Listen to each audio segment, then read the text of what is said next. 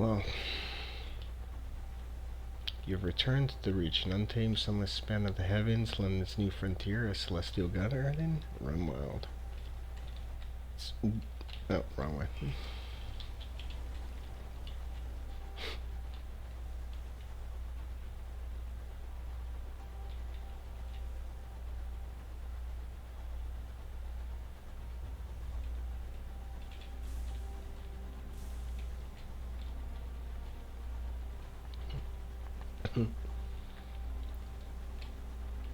Journey back from the Blue Kingdom was tumultuous. Your locomotive was damaged and Captain Whitlock badly wounded.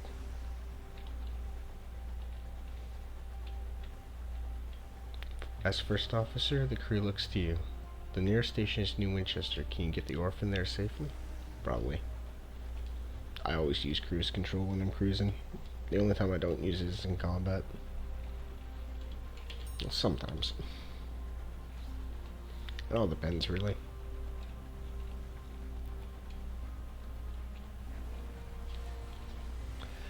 Wreck drifts here, less fortunate even than you, wishes scavenge for repairs. The wreck hangs in the sky, pocked with recent gunfire. You and the born party don your sky suits, garments of wax canvas lined with felt to protect against the cold of the sky.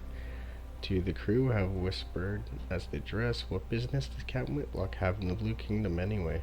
Why the devil did we trespass in the districts of the dead? You silence him. Now is not the time.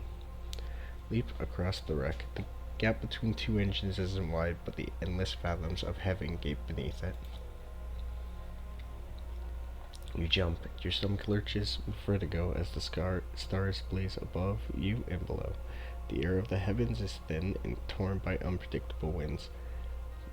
Then your boots hit the run board of the Osmondius, and your leather-gloved hands fumble for a hold. While your companions throws you a line and you lash the two engines together, only then do the rest of the boarding party follow you. One of them forces open an exterior hatch and you clamber inside. Oh. I mean, I look like a homeless man. The interior is cold, unlit, and whistles with wind. Your party's lamps spread firefly light over the narrow, paneled passages. You make your way towards the hold. Step over bodies crumpled in the corridor. Fortunately, your way is blocked. A bulkhead has been mangled inwards by a well-aimed barrage. I think this time I'm gonna go Veils. I usually don't, but the rest of the boarding party follows you without enthusiasm. You recall the first time you climbed outside an engine, helping the captain fix a leak in the exterior pipe. The winds had shrieked, buffeting at you. You asked the captain what would happen if you slipped. You fall, she answered tersely. But where to, you asked. She looked down, then up, then back. The sky's depth spiraled all around you. Anyway, she said, as you heard her fear. Back in the present, you tumbled back in the Asmodeus through a shattered window. Your party spilling after you, glad to be back inside. Your pens work quickly. The Asmodeus hull has begun to creak. Your actions on board may have compromised its integrity. You find enough food and gear to restock your supplies and enough spare parts to make necessary repairs to the orphan. The food will need to be thoroughly thawed, of course, but you've been worse in the sky. Oh ho, cries one. Your party, prying off the lid of a long crate, holds a cannon, still nestled in straw. Another crewman pulls a battered birdcage from a pile of room cargo. Within the cage, something winged and furrowed opens its sullen eye. You examine, you find that's just my seabed. Your own weapons were damaged in your flight from the Blue Kingdom. This leaves you vulnerable. I fucking hate this thing. The heavens are wide, so locomotives see scouts like bats to locate things of interest, ports, resources, wrecks like this one to scavenge. Oh, I didn't read that.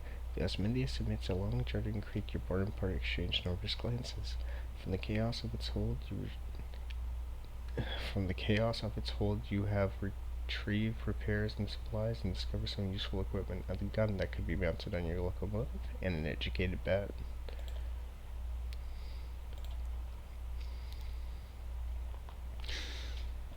Press on the engine room. You might find more fuel there, but you better hurry. The Asmodeus is bound. Always risk it. I just died like 5 minutes ago. It's part of the game. The wreck of the Asmodeus stretches at the metal buckles and tears. Press on through the shuddering corridors, searching frantically for the engine room.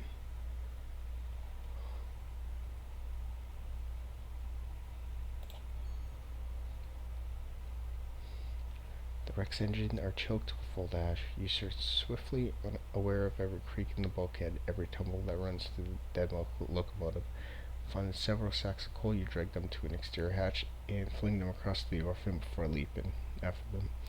Unshackling your locomotive from the Asmodeus, you stroke your engines and steam away. Restocked, refueled, repaired, and rearmed.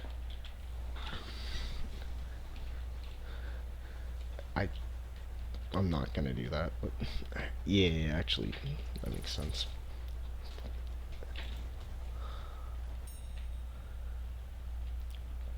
The walls of the captain's cabin are lined with hodgepodge of curios from across the sky. Count Whitlock lies in bed, black marks cover her skin like a monstrous brand. When she coughs, clouds of accurate smoke pour from her lungs. Cole's doctors attend her. His lips are tight. A word of living fire pursued the orphan across the Blue Kingdom. Caught you just before you passed through the transit relay to the Reach, and set spread upon the captain. It's burned itself right through her, the doctor whispers. When I closed the worst of her wounds, I could see the sinus seared into her bones and organs. Judging from her symptoms, it's inside of her lungs too. The captain leans to one side and vomits a plume of fire into a copper bowl. There's nothing the doctor can do.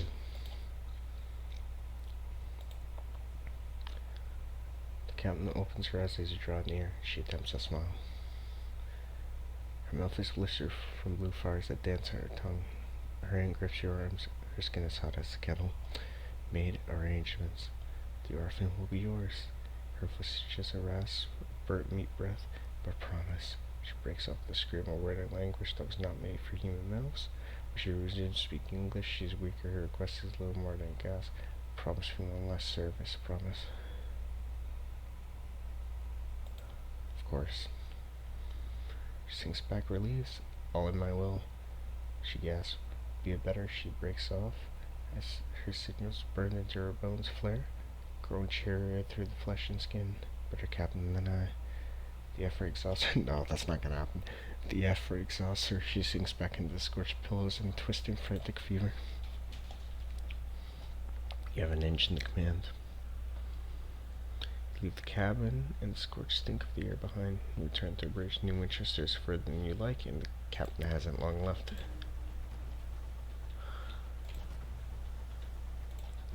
I already know how to play.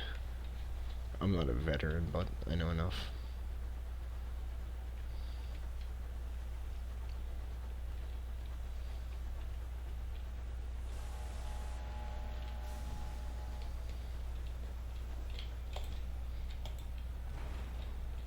I mean,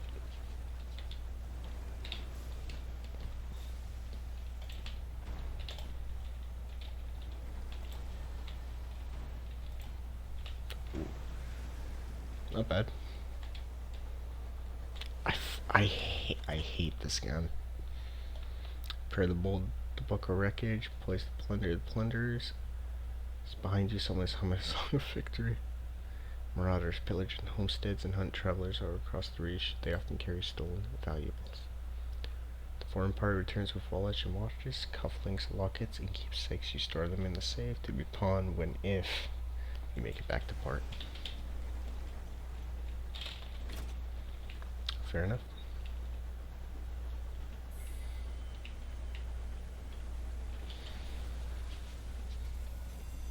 New Winchester. Coast in the bustle, then the soot and steam of Wolsey Station is clogged from the other engines, scrapping mining locomotives from Lestrin. Way-weather explorers gleaming with frost-leak company vessels with bright brass fittings. No sooner have you pulled into signs than a burst station master bustles over. Request to come aboard. I must speak with your captain, he insists, brandishing a ledger, the usual formalities. Look to the orphan's doctor. He has just beard at his shoulders, full of song. His hat is in his hands. He lowers his. She died. I mean, Crook strange, bleak, wordless looks. The orphan itself feels suddenly more empty. The station master looks confused. You inform him that unfortunately Captain Whitlock has just passed. He says neutrally. Sorry to hear that. Very sad. Very sad. He waits for what he considers an appropriate minute and a half before continuing. Alas, even amidst tragedy, the cogs of bureaucracy must turn. If Captain Wheelock is deceased, the station authority requires their answers from the first officer. He dons the set of spectacles and locates his pens. It will be a relatively painless name, background, purpose, visit, etc. Shall we begin?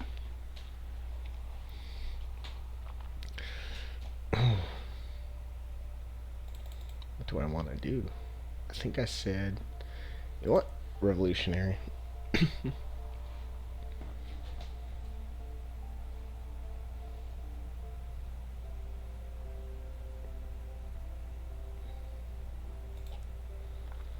world is broken, one way for the rich, another for the poor. You decide to do something about it.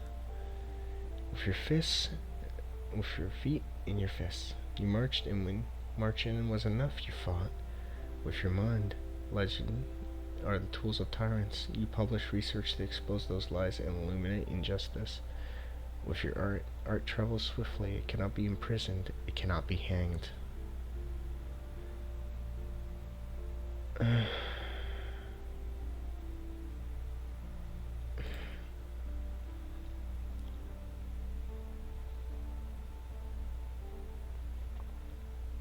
You know what?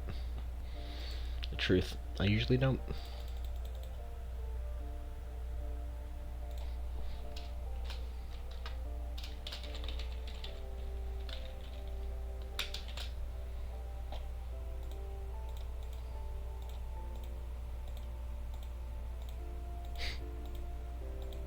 Comrade, brother. I like brother.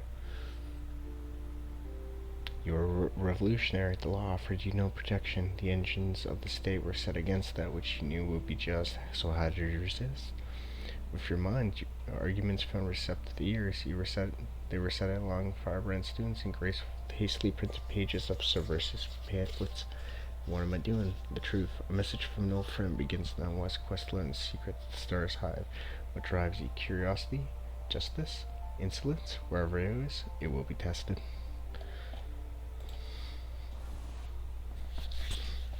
3 weeks have passed. This morning, Captain Whitlock received a simple memorial service. Her body was consigned to the necropolis train bound for the serene mausoleum. Now you sat with a handful of her relatives in the threadbare offices of her solicitors. A mythical notary is reading the captain was wealthy once, but squandered her capital on mysterious expenses before her expedition to the Blue Kingdom. The captain's relatives, from whom she was mostly strange, are clearly wondering why you were here. Pretty much. In a final codicil, another announces Captain Whitlock confirmed that possession of the orphan was to pass to its first officers. He peers at you with dry gray eyes. This includes a certain black box contained in the orphan's hull. Captain Whitlock's final request was that at the time of your choosing, you transport said box to an address in London. He hands you an address card and deposit it there. You're not to look inside. She gave you no explanation. That's it. You're the captain now. The orphan's yours. I'll take it to London. Just 'cause it just doesn't feel right. The woman died. Following your return to New Winchester, you're eager to meet up with an old friend. She is an earnest agitator. You were firebrands together. You kept one another's secret, even in the dark, dank brick cellars where special constables bloodied their knuckles on your ribs and jaws. In time, you learned to temper your fires with guile. You were in this for the long haul. When London relocated, you went with it and resumed your activism in the heavens. Your friend somehow acquired a locomotive, the Azazel, whatever. Perhaps it was a gift from her patrons. Perhaps, as some said, she was the black sheep of a wealthy old blood family. She took her cause to the far corners of the sky. She's captain of the Azazel and associates with a group of seasoned captains who gather at the promise of days here in New Winchester. Perhaps you can find her there. You'll associate. I don't expect to get that in the first run. The truth? No. It's likely that I actually won't. But I hate this. I hate it. I hate this thing so much. It sucks. Seeds. Crap, whatever. Sure. Actually, I don't want to eat the store pipe.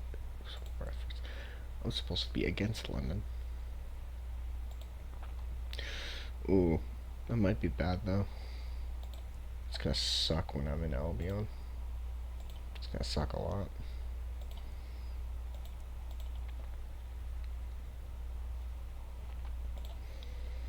Excuse me, Captain. The woman pushes through the crowd towards you. She is short and square-shouldered, in a neat black suit and polished shoes. She shows you the case of her pocket watch is embossed with the crown and hourglass of London's horological office. The body responsible for sure time is consistent across the empire. I'm hoping the book passage to Port Prosper, she says, slipping the watch away. I can, of course, pay. Yeah. Pay sounds promising, yeah. Thank you. The locomotive I was on broke down following a boiler rupture. The chief engineer's fault. I suspect a gentleman fonder of brandy than of diligence. Your initial sum to seal our bargain. Yes. Oh, it's south.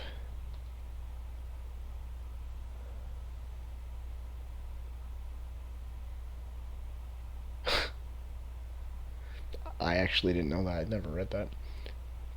Not that there is such a thing as north, south, east, or indeed west out here. Instead, London cartographers pick four of the brighter, more reliable stars visible from the entrance to this new palace and name them north, east, south, and west. So I need to go south, southeast. So that's where Prosper is, at least. How much did she give me? Like 50. I can't afford them.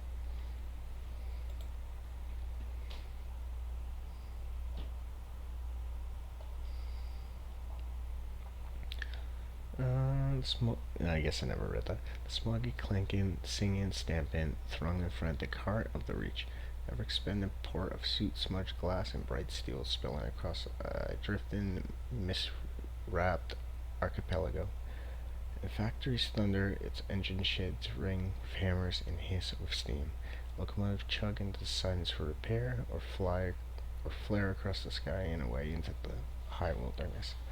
Old pistons gleam in the walls. The shelves are crowded with mementos from across the sky. The clientele raise their voices to be heard above the comforting clamor of the adjacent engine yards.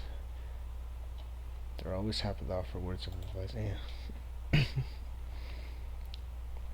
Nah, far gather at their usual table. The masked citizen, a libertine polymath, pioneer of the neo-nocturnal artistic school, the bedevil didact, a scholar haunted by his discoveries, the Plecobaroness, explorer, collector, philanthropist, and the spatchcocker Meg who hunts monsters. Fair enough. Of course, everything out here is jolly dangerous, says the Baroness. A few risks the skies, so news of distant ports is viable. Collect port reports from the places you visit and deliver them to the Victor Hall or a company house. The more you turn out once, the more they'll pay. Yeah, I mean, that's just how it works. She's one of their cutlery, but where is she? She speaks of you often, the Pleca Baroness says. I'm afraid you missed her. I've all been missing her recently. Busy girl, but she's been an important look for in London. The devil Didac frowns darkly and fingers one of his amulets. I've assisted in her own small ways, but what she'll want to explain herself. She left a letter for you. Meg pulls a crumpled envelope from out of the pocket of her patched coat. I'd open it somewhere private or someone. She glares at the masked citizen. We'll try to read over your shoulder. Masked citizen nods. The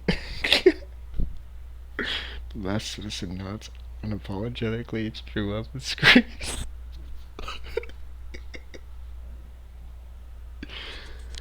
God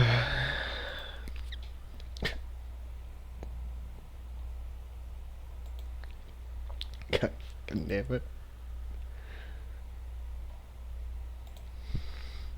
Privately examine the letter. Actually, I need a minute. Hold up.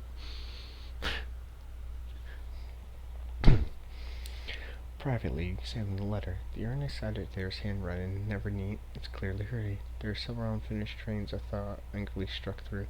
She writes coyly of having embarked on a journey of most fundamental discovery, of having uncovered celestial secrets.